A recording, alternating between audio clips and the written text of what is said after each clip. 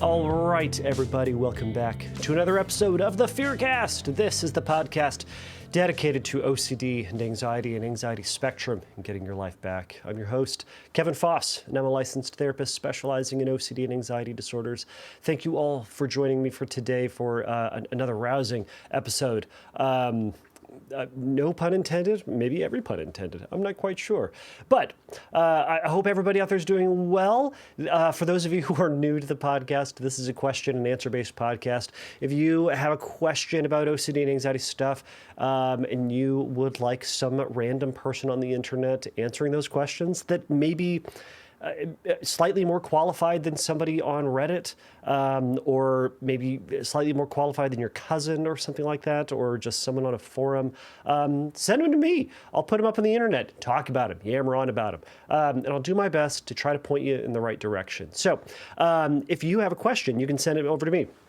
Go over to fearcastpodcast.com and you can send a question over there. You can click on the submit a question link, and there's some information, and there's a way to do that there. You can also send an audio question over at the fearcastpodcast.com website. You click on the speak pipe button and record your question. It sends directly to me.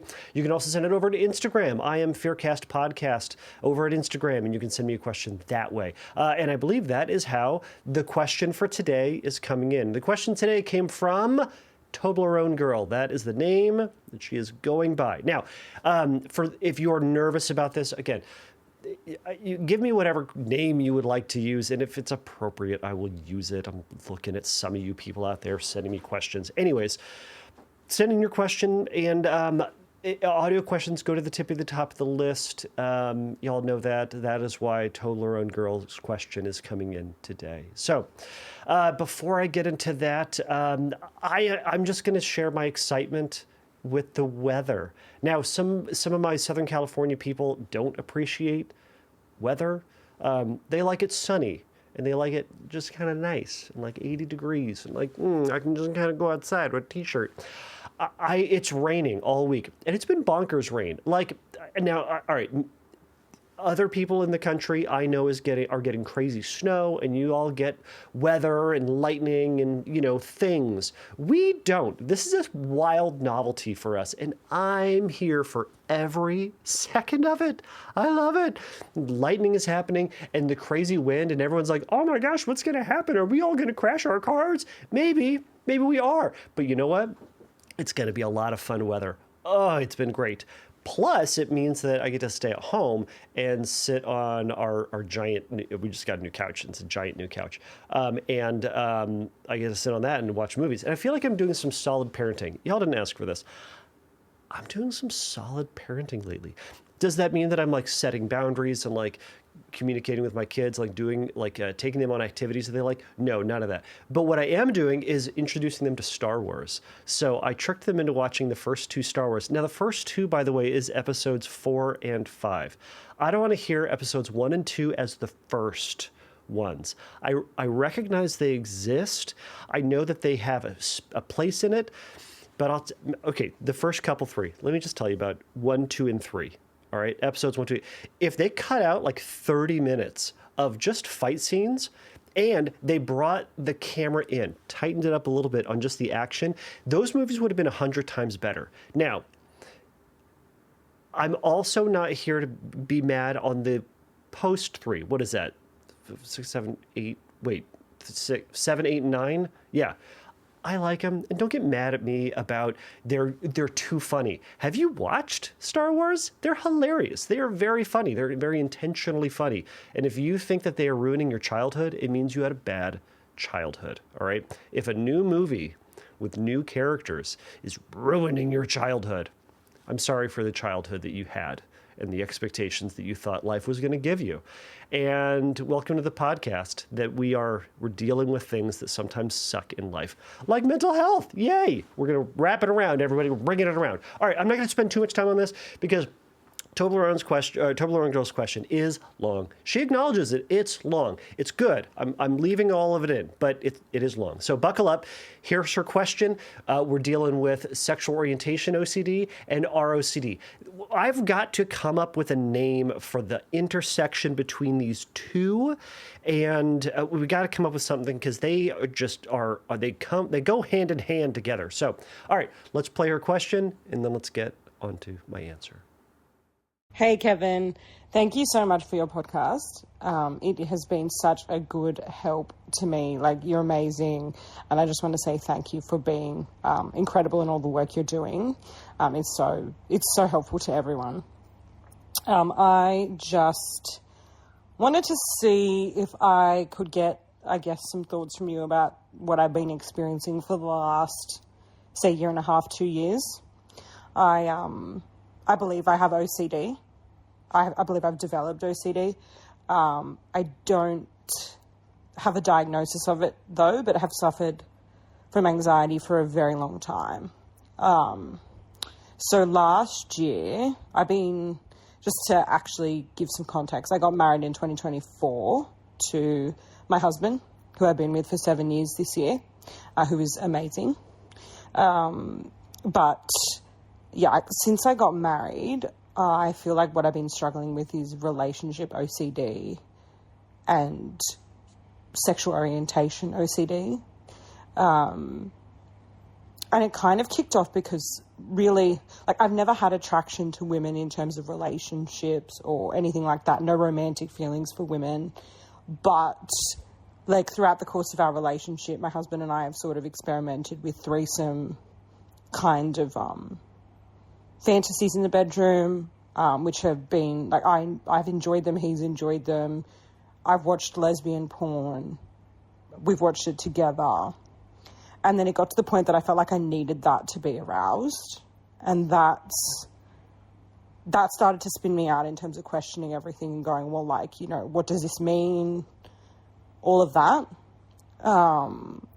And that just would stress me out. And then I would sort of think to myself, well, it's not a big deal because a lot of women watch lesbian porn, and if threesome's a kink, big deal. Like, it doesn't need to mean anything.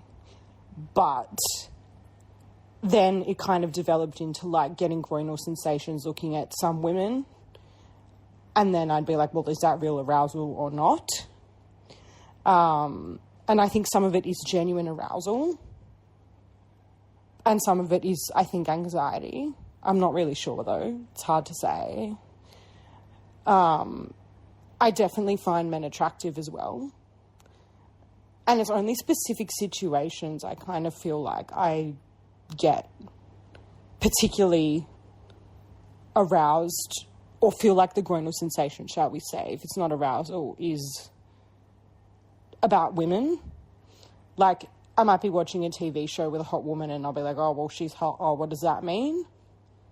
Like, and then it'll be like, it'll just go into that rumination. So that got really bad.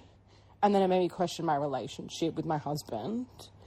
And if I should be with a woman, like, all of those things. And I've listened to so many of your podcasts now about all types of OCD, but specifically like relationship OCD and sexual orientation OCD.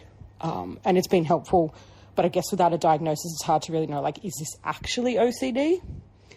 Because it's been horrible. Like, I'll think that, like, I'm attracted to my female friends. And then, like, I'll see a man that I think is attractive and I go, oh, well, like, clearly I'm not gay. Like, I just, yeah. I've never had sex with women, just to be clear. I've never been drawn romantically to women. But it's like this underlying fear, which I guess is, like, what you've spoken about. Like, the fear that you're not knowing yourself. Like, I guess for me, a fear that maybe my marriage won't work out because of some of this. And then, yeah, I've tried to think, okay, well, I could be bisexual. Like, let's just leave that there. But then, of course, it's like, well, no, like, my brain just won't accept that. It's like, well, you're one or the other. And I just can't, like, accept it. Or my brain can't accept that it could be, like, just ambiguous, if that makes sense. I am in therapy, but I haven't undertaken any exposure therapy or any proper kind of OCD treatment because, like I said, I don't have a diagnosis, but I strongly believe that's what I'm going through, and it's been so hard because it'll make me like really spin out. I recently, in October last year, so for the last 3-4 months, I've been on a SSRI antidepressant to sort of help with my anxiety that my GP gave me. So I haven't been to a psychiatrist to get a test or anything. Yeah, so since being on the medication, it's much easier to control my thoughts on this, like, antidepressant. But, like, I know what's genuine attraction and what's not for me. And, like, of course, it's going to pick on my female friends and, like, all this stuff. So the rumination is still there. Even on the medication, it just doesn't stick.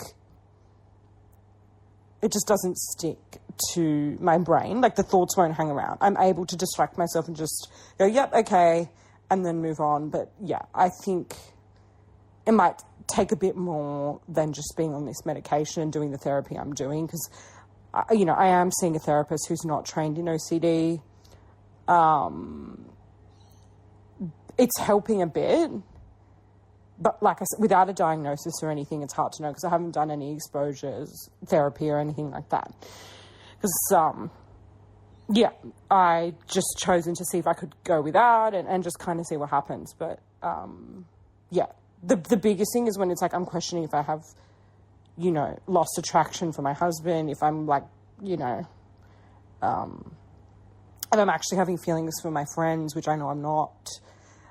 You know, all those things. Like, I genuinely want to make my marriage work. I want to be with my husband. It's just been really crap. And I'm just, yeah. The intrusive sexual thoughts about women and just generally about my relationship have just sort of taken over. And while they're much more managed now because of the meds, I'm just sort of like, I need something else. Like, I need to do something. So, yeah, I'm hoping you can just give me some guidance. Thanks again, and I'm sorry that this is getting really long and has been long. Okay, bye.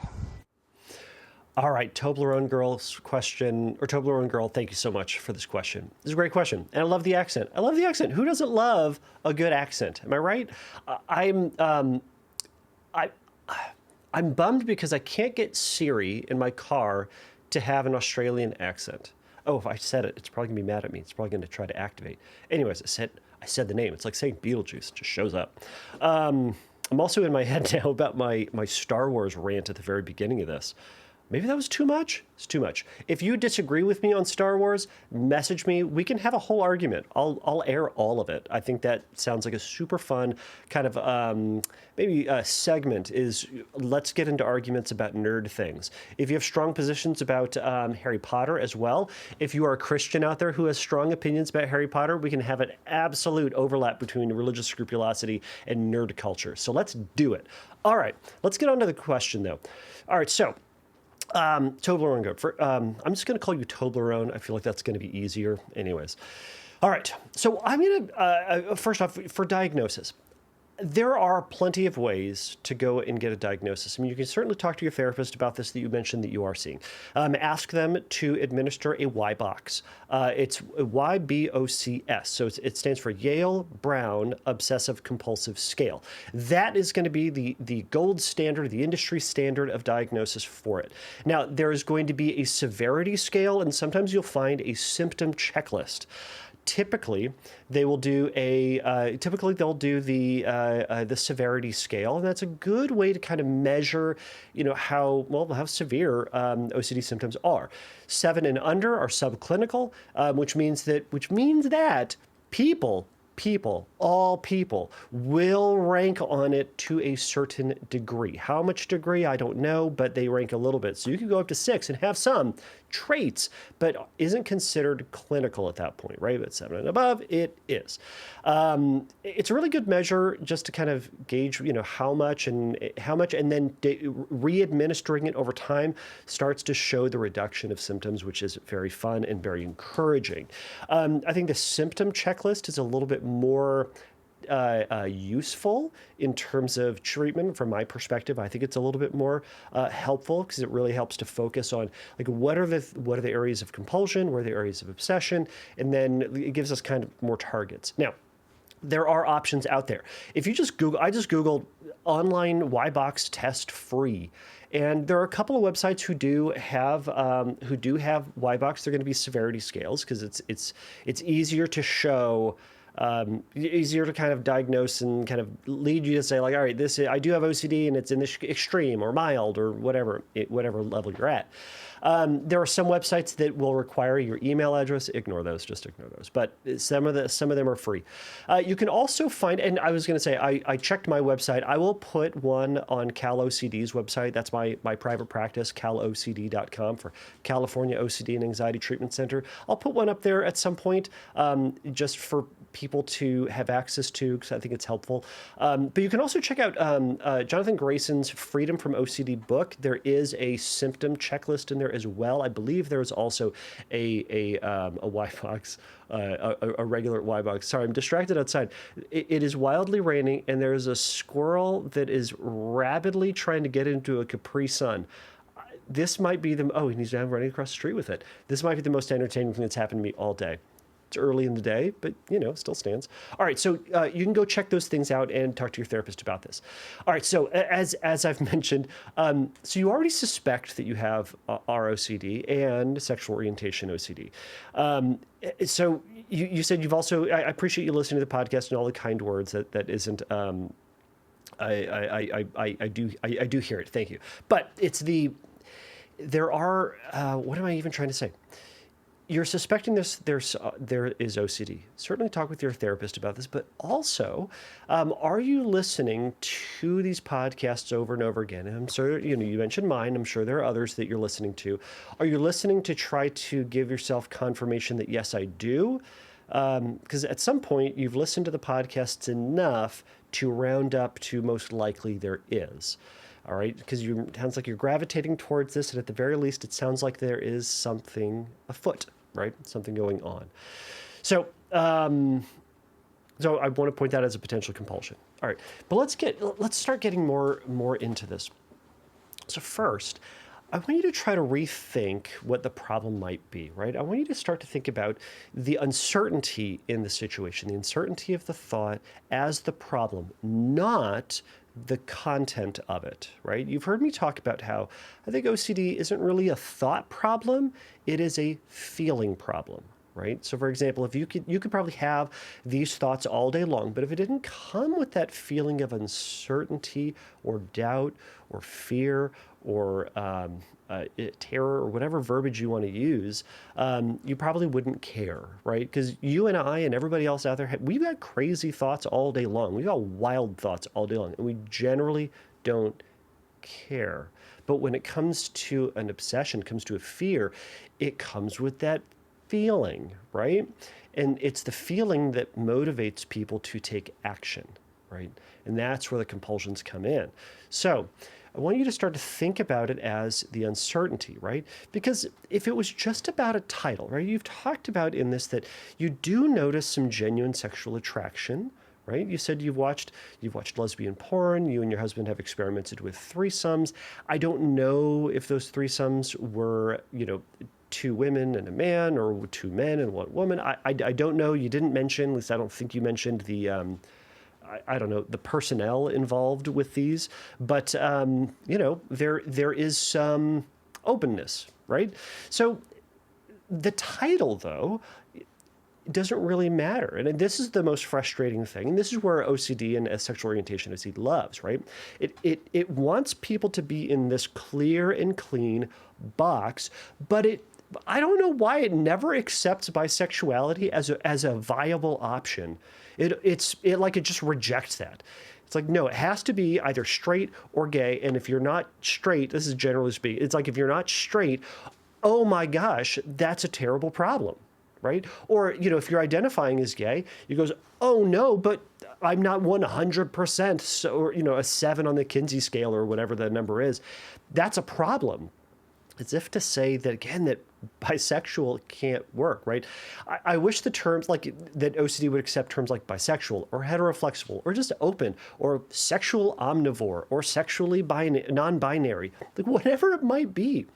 But the OCD kind of says, like, all right, with this title, What if I'm wrong, right? You talked about like this kind of feared story. What if I'm wrong? What if I've made this terrible choice in my life?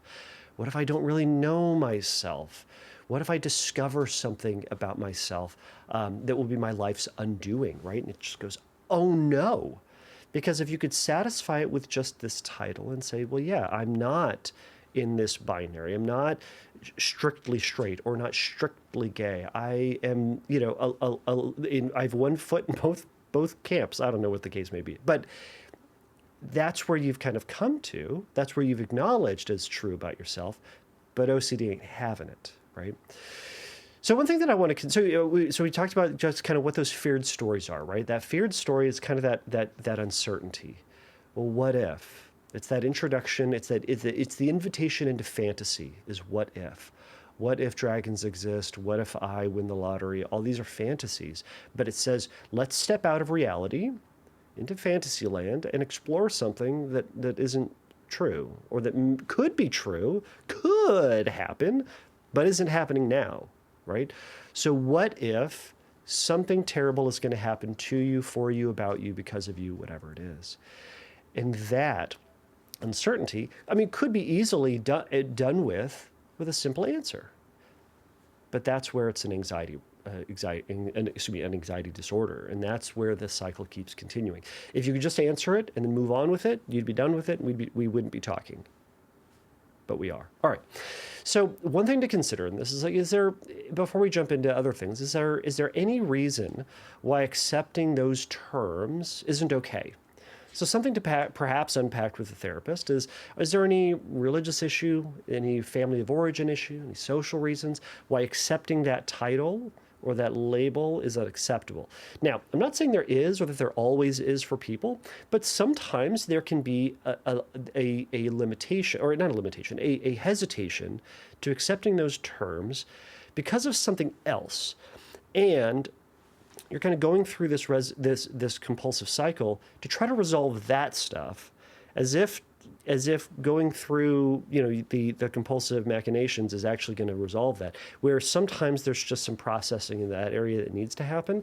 I'm not saying that's for everybody, but I'm just throwing it out there as one of those options. Okay, so again, OCD says the solution to your uncertainty is by understanding your sexuality. If you just truly understood yourself, then you could get on with life, right? So you do. You think about it. You consider it. You weigh the pros and cons. You evaluate your emotions. You compare other people, right? You compare your feelings when you look at other people, right?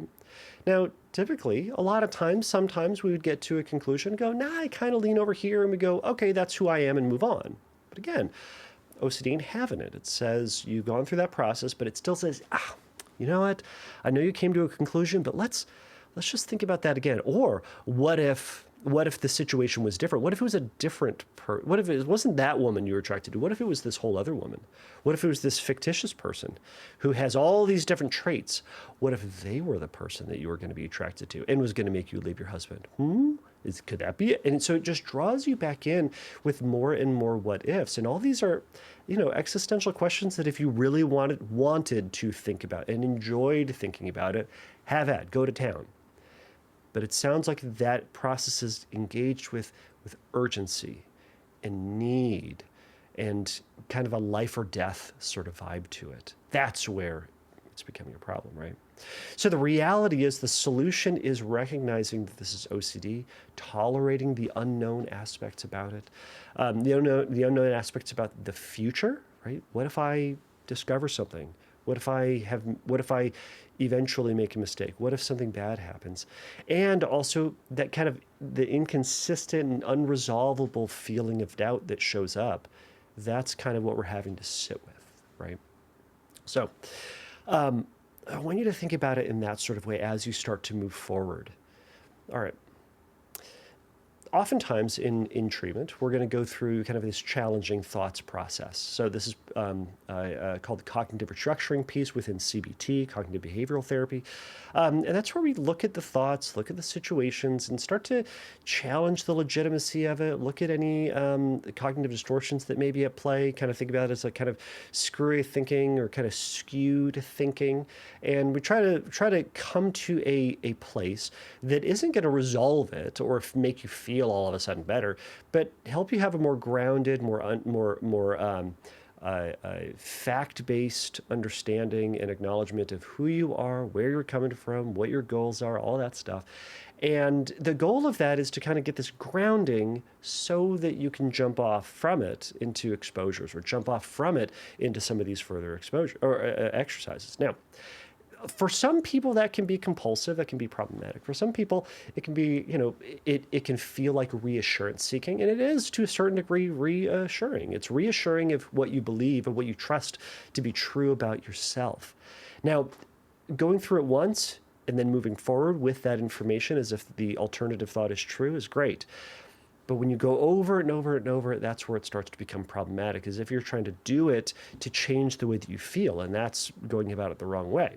Think about it as it's going through the class and signing the waiver before you go skydiving. Right? You're going to go through the class and they're going to teach you all about the mechanics of it and how to skydive and what the safety protocols are and why they do the things that they do.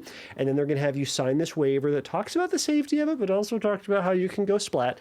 And then from the understanding that you have about the process and about the safeties of it and the dangers of it and the likelihoods of it, hopefully you have the confidence to then jump out of a perfectly good plane, potentially to your death. Right? So think about it as that. But it's kind of like saying, if we just keep going through the class over and over and over again, it's not going to change the statistics. It's not going to make it safer for you. It's just, you're just going through and through and through, hoping to get the courage or hoping to not feel anxious about jumping out of a plane. You're going to feel both the nervousness and the willingness to jump out. That is what we're looking for. Okay, so it certainly is an option, right? But I also want you to accept your compulsive conclusion. You messaged me, or you sent the question in because I assume you believe that you. What am I trying to say with this? You don't buy the narrative, right? It's not fitting with you. It's not jiving with you. So there's something off. So you're trying to fight against this thing, and it's just not sitting right with you. And over and over again, you're trying to maintain this truth about yourself, that you're not gay, that maybe you fall into a bisexual category, or again, sexual omnivore. I think I like that term a lot. I think it's funny, but whatever. I'm going to get an email about it, I'm sure. But email of judgment, anger, probably. All right, but that's what you're trying to maintain because that's what you believe to be most true about yourself. Act as if it's true. If it were true, would you pay attention to the voice that says you need to fix this? Would you pay attention and give it credibility and fight against this narrative that you potentially are you potentially are gay and need to do something about it, need to get reassurance? You probably wouldn't. And that's the idea. Trusting yourself and then taking the risk to not engage that narrative. Now, of course, this is easier said than done, but that's part of that. But that's part of the process is you're trusting what you rationally believe about yourself rather than outsourcing your confidence to the absence or presence of anxiety, the absence or presence of a feeling. Okay? All right. So I'm going to move forward. Maybe you've guessed this. I'm going to move forward as if you do, in fact, have OCD. I know you said you weren't diagnosed on this. And everything that I talked about here, I want you to run by your therapist, all right? Not just necessarily say, well, from, the 5-minute question that you sent in or whatever it was, that I know everything about you and everything about your history. Run this stuff by your therapist and see if it jives with what they're doing, with what else they know about you. And I think that's a safe thing to do with everything that I talk about on this podcast. I don't know everybody's story. I don't know your story. And, there might be a reason that your therapist is having you do a certain thing, maybe a very good reason why they're not having you do a whole other thing that I might talk about that might be helpful for somebody, but maybe not for you. So again, this is all about information and all about just trying to equip you, trying to build a confidence that there are things that you can do, but run it by your therapist to see if that's something that would be beneficial. So, as we move forward, we definitely want to consider that, or start with the consideration that we want to reduce compulsions, right? Reducing compulsions is going to be the most effective thing that you can do to start out. And even in the long run, if you were to do anything, resisting, minimizing, or eliminating compulsions is going to be the best thing to do. So, one of the ways you can start doing that is by just simply tracking, keeping a log. Pen and paper with you all the time. Everyone typically has their phone with them. Start monitoring what you're doing. Now, if you just Google OCD compulsions, you'll find a giant list of them. They're going to be external compulsions, like you talked about checking, right? You talked about kind of evaluating your feelings, right? That's kind of this covert compulsion, right? It's something that just happens inside your head. You check within your body. It may not be something that other people would see. That would be more of an overt compulsion, right? Like washing your hands is an overt compulsion, right? We all see it. But the covert ones is the stuff that's just going in your mind, and it sounds like you're doing a lot of those, right? I have an article on mental compulsions. You can go check that out. It's got a bunch of options there. My good friend Lauren Rosen just published a book on mental compulsions, so that might be something worth looking into for yourself. And just kind of monitoring and being really aware of the things that you tend to do that are compulsive in nature. Then, checking, or as you notice what you're doing, you'll start to become more aware of when you fall into it. And when we fall into it, it's not an opportunity to beat yourself up. It's an opportunity to say, oh, I'm doing this thing again. What is a different tact that I can take? Because I could keep going down this road and keep ruminating and stressing and checking and all that. Or can we notice that we are doing this thing and do something different? At any point in the process, you can do something different, right? So it's not like, well, I've been doing this for an hour. Well, I guess I might as well do it for another hour. The idea is if you've been doing it for an hour, okay, we catch ourselves, we understand, we give ourselves grace and compassion that, all right, you fell into this trap again. Yeah, of course you did. This is hard, right? You've developed this over time. You've reinforced this process over time. So instead, we're just going to gently shift over and do something else, right? Part of this comes with accepting the presence of these thoughts, right? And the acceptance of these thoughts and acceptance of the question or the doubt or the feelings, their groinal sensations, there's an intentional, consistent choice to let the thought be there without judgment, without rejection, without avoidance. It's saying, yeah, this thought is there. I know that it is there. I don't like it. I don't love it. I didn't want it there. But I'm also not going to put my dukes up against it and try to fight it or shove it out of my head or try to close my eyes about it or try to quickly, frantically replace it with something else or do something to neutralize that bad feeling. We're saying this thing is there, right? This thought is there. So I want you to notice then, when the thought arises, what is your reaction? Is there judgment? Is there tension? Is there avoidance? Is there immediate action to try to resolve it or to understand it or to categorize it, right? To say like, oh no, this is a safe thought, or no, this one's bad, so I need to do something about it. Instead, can we take that step back and just say, this is a thought. This is a feeling that I have. Oh, there's that one, right?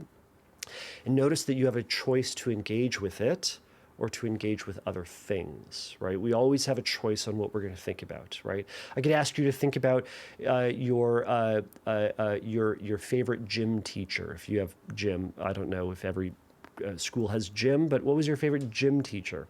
You probably weren't thinking about him or her before this, but now you are, right? And now we can say, all right, now let's think about your favorite Disney movie. I don't know if you have one. What's your favorite Disney movie, right? Now, thinking about your favorite Disney movie may not immediately kick out the thought about your gym teacher, but that gym teacher thought is going to start to diminish as we start to shift our focus to the Disney question. And then as we move on to something else, the other thought is going to slowly drift out too. Now, if we try to force ourselves to think about something so that we aren't thinking about something else, that would be avoidance, that'd be thought suppression. We're trying to not do that. What we're optimally doing is trying to re-engage with life as we would like to be living, all right? Now, part of this acceptance of thought, right, is we can just simply notice the thoughts that are there. We can go like, yep, that thought is there, right? Just like I look outside. Yeah, it is raining outside, right? I look at, my mustache and go, yep, there are hairs that are going all over the place. Maybe not the way that I would like it, but they are, right? They are. You might notice the physical sensations that are there, and you can label that to yourself. You can say, all right, right now I'm having groinal sensations. I am. Or there they are, right? Or, hey, I'm noticing that I'm having this feeling.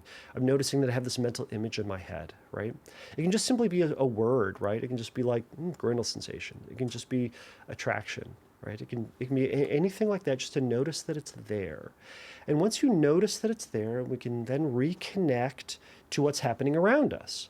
Because we then don't want to go off into fantasy land with this thought and go into the evaluation and go into the comparison with the past or the future or worrying about what might happen.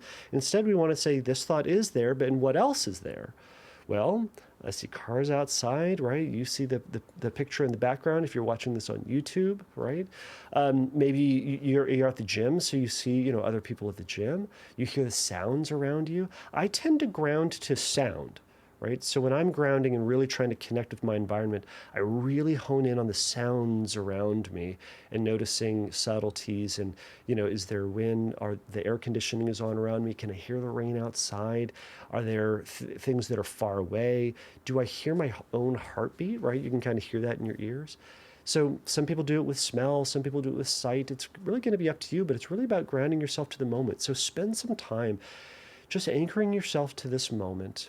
Not to try to edge that other thought out, but to kind of hold them in tension together. Next, I want you to then re-engage with life. Re-engage with that TV show. Re-engage with the conversation with your husband, right? So you want to actively engage with life without the expectation that the anxiety or the urge or the invitation to obsess is going to immediately pass. I promise you it will. It will over time. But it's going to linger for a time. And we're going to let it linger. And then eventually, as we get involved with life, as we spend as little time with this as possible, our brain will kind of get bored with it and move on from it. So that's a process that we can expect. So that's a process that you can do as you're just engaging with life, right? Not intentionally trying to do exposures, but as you're just engaging with life. So next, with exposures, now again, work with your therapist on this, right? Because what you're going to do is you're going to build a hierarchy, just kind of this master list of all the situations that bring up your triggers. When I do this, I like to monitor what are the triggers and what are the corresponding compulsions that you tend to do in those situations, so that you can then think about, like, how anxious would you be if you were to do the trigger or encounter the trigger without doing the compulsion, right? And then that's the stuff you're going to start to monitor. So it might start with you just by writing the word gay, or writing the word bisexual for that matter, right? And maybe it graduates to, once you can think about that word, write that word, and have your anxiety of that word drop by at least half. Perhaps then you can write the word, well, maybe I'm gay. Maybe I'll never know, right? And that may be triggering for a time, and that eventually starts to come down. You might intentionally acknowledge other people are attractive without without engaging with resistance, right? You might just simply notice that other people are attractive as you're walking down the street or in an office building or in class, and just go like, yeah, that person is attractive, right? Yep, they are. And that's going to be uncomfortable, but the more you practice it with men, women, everybody, it's going to become easier, and the anxiety is going to become less and less. I would challenge you to do that like 100 times a day. That's a lot, right? But I'm willing to bet over time your brain is going to go, oh, acknowledging somebody's attraction isn't isn't dangerous, right? Now, you don't need to call everybody attractive, but call people attractive that you think are attractive. There are people out there who are not attractive. And just because you are straight doesn't mean that you find everybody in the opposite sex attractive. And just because you're gay doesn't mean you find everybody in the same sex attractive. There are people that you're attracted to and people that you're not. And that's okay. That's what we call normal. All right, as we keep going on. Watch those shows with those specific actors that bring on anxiety, right? Do things differently than you normally do. To that fear that, like, maybe I don't know myself, right? Do stuff that you don't normally do, right? Bringing your husband on this, right? Talk to him about, like, what do you normally do? And then what would be crazy? What would be weird for you to do? And then practice doing those things. Maybe you discover something about yourself that you didn't know was there. Maybe you do. Does that change everything about you? Or does that just kind of leave things as like, all right, this is this new thing. But you discover that you can do things differently, right? Okay. Another exposure thing is that you could do, you could lean into them, right? Lean into those thoughts, right? If you notice that a friend is attractive, right? And you may have attractive friends. I bet you do. So notice those attractive friends, and in your mind, you can say, you know what, I'd do them.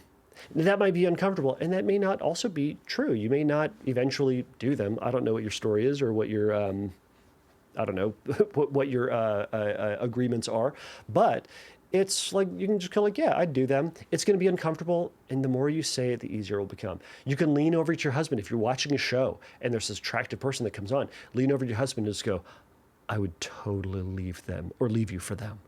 Yeah, I would. And that's going to feel uncomfortable, and hopefully they can be in on the joke and on the exposure as well. And that's something to think about. So lastly, you can always engage with scripting. So, all right, so I hope some of those ideas were helpful. I know they were just very quick, kind of this broad overview, but hopefully this has been helpful. And again, I would encourage you to talk to your therapist about this and start thinking about different ways to approach this, perhaps working with an OCD therapist on this as well. But hopefully this gets you going and gives you some things to think about and potentially some things to practice as you, again, start pushing into this. But again, developing a different relationship with these thoughts, with the feelings, and so that you can go forward with life and forward with the life that you want to be living and spending less time with these obsessions. So thank you so much for this question, and best of luck.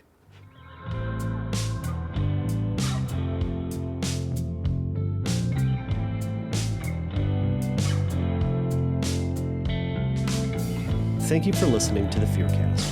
If you would like your question answered on a future episode, please click on the Submit a Question link at fearcastpodcast.com. If you would like your question answered sooner, please send me a recording of your question to questions@fearcastpodcast.com, or by sending me an audio message through Instagram by DMing me at fearcastpodcast on Instagram.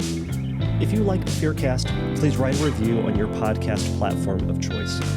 Please remember that the Fearcast is not a substitute for psychotherapy. If you need a little bit of help in your recovery, please go to fearcastpodcast.com and click on the Find Help link, and there's going to be some information for you there. So until next time, take a risk, challenge yourself, and don't take your brain too seriously.